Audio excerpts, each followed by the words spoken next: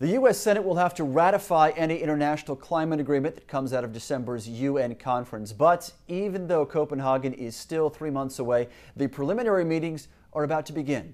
The Major Economies Forum begins this week here in Washington. Also, UN Secretary General Ban Ki-moon's Climate Change Conference convenes in New York City next week, as does the G20 in Pittsburgh. Discussing the outlook for the road to an international climate agreement earlier today, both Senator John Kerry and former Senator Tim Wirth.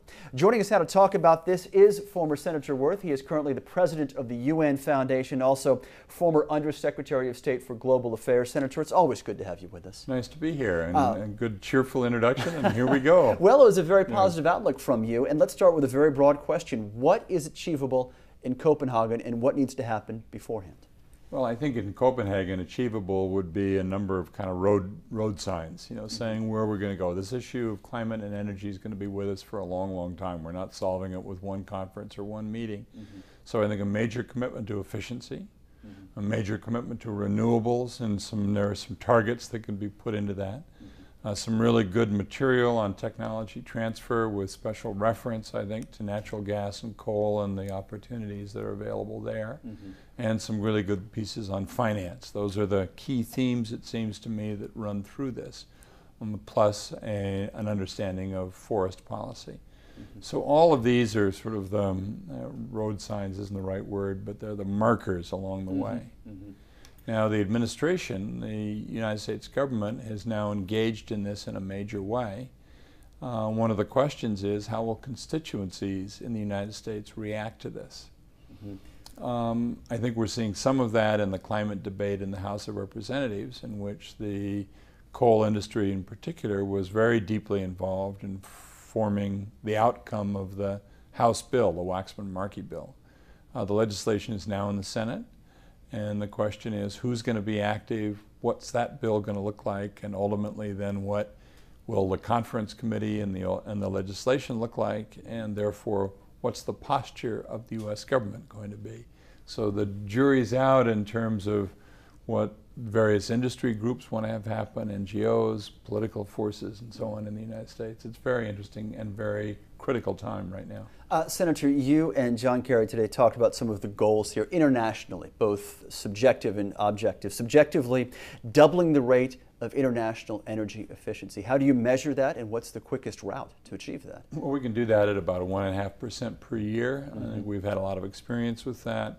The U.S. has done extraordinarily well over the last 20 years, if you consider where we were at the time of the first Arab oil boycott, maybe 25 years ago now. We're all getting older, but that transpired. The Chinese are committed to that. Similar sort of thing in renewables. The Indian government is moving in very rapidly into commitments to renewables. Now, key to both of these, I come back to the natural gas constituency once more, which is one that it troubles me a great deal because the potential is so great, but the delivery has been so thin. The potential for the natural gas community to be deeply involved in the renewables issue remains huge. And yet the industry is not embracing solar and wind the way it should, but is saying, well, how about us not solar and wind? They should be a team.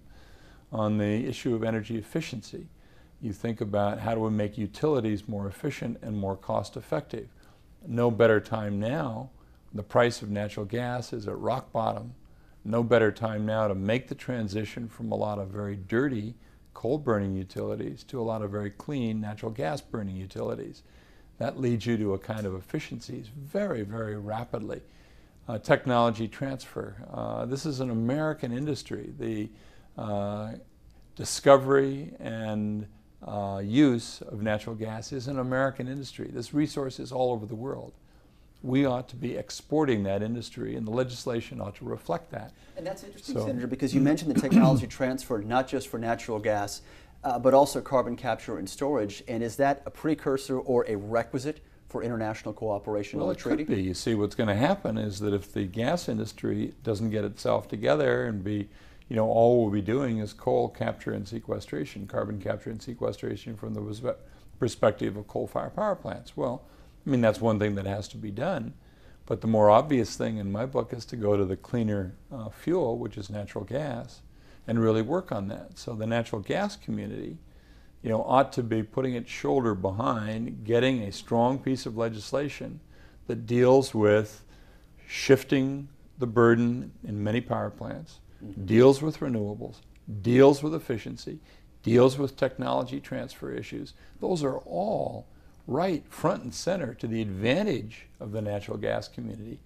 The gas community ought to be embracing these issues, ought to be embracing a progressive piece of legislation reflecting these to get that into the Senate bill and ultimately get that into U.S. law. Senator, final question is about that Senate bill and the ongoing discussions between the U.S. and China. Secretaries Chu and Locke were in China this summer. President Obama is going later this fall.